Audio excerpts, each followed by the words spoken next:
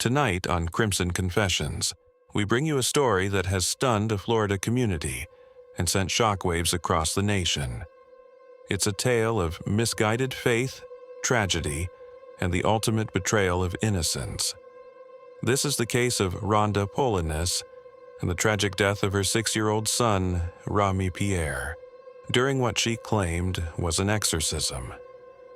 The nightmare began to unfold on May 30th, 2025, when police in Fort Pierce, Florida, conducted a welfare check at Rhonda's home.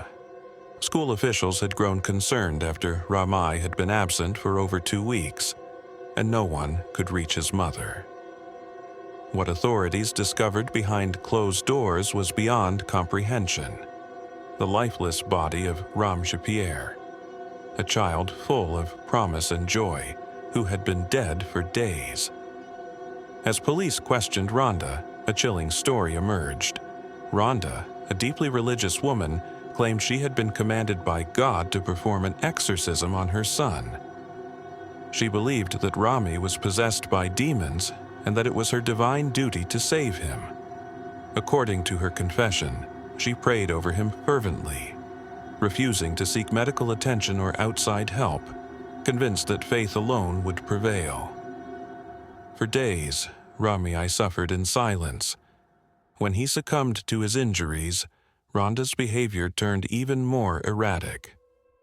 Instead of notifying authorities or seeking assistance, she kept her son's body inside the home, reportedly for over a week. During this time, she claimed to continue praying over him, hoping for a miracle.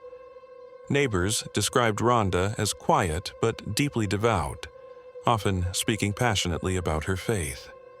They noticed her growing isolation in the weeks leading up to the tragedy, but could never have imagined the horrors taking place inside her home. The details of Rami's death are still emerging.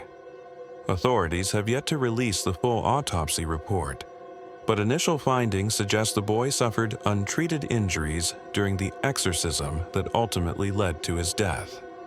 Rhonda was arrested and charged with second-degree murder, her bond set at $150,000. This case raises troubling questions. How did a woman so devoted to her faith cross the line into fatal fanaticism? Could intervention have saved Rame before it was too late? And what role does society play in preventing such tragedies? The death of Pierre is a sobering reminder of the dangers of untreated mental illness, unchecked religious extremism, and isolation. It's a story of a child failed by the very person meant to protect him most. The community in Fort Pierce is grappling with grief and outrage. Vigils have been held in Rami's memory, with mourners demanding justice and action to prevent similar cases in the future. Advocacy groups are calling for stricter child welfare laws and better mental health resources to identify families in crisis before tragedy strikes. This isn't just a tragic story, it's a wake-up call. How many more children will fall through the cracks before we learn to prioritize their safety above all else? As the investigation unfolds, all eyes are on the justice system to ensure that Rami's short life was not lost in vain. This heartbreaking case reminds us that the line between belief and delusion can sometimes blur with devastating consequences. Thank you for joining us tonight on Crimson Confessions. If this story moved you, please like, share, and subscribe. Let's work together to shine a light on these dark corners of humanity and bring awareness to the issues that truly matter. Stay safe, stay compassionate, and I'll see you next time.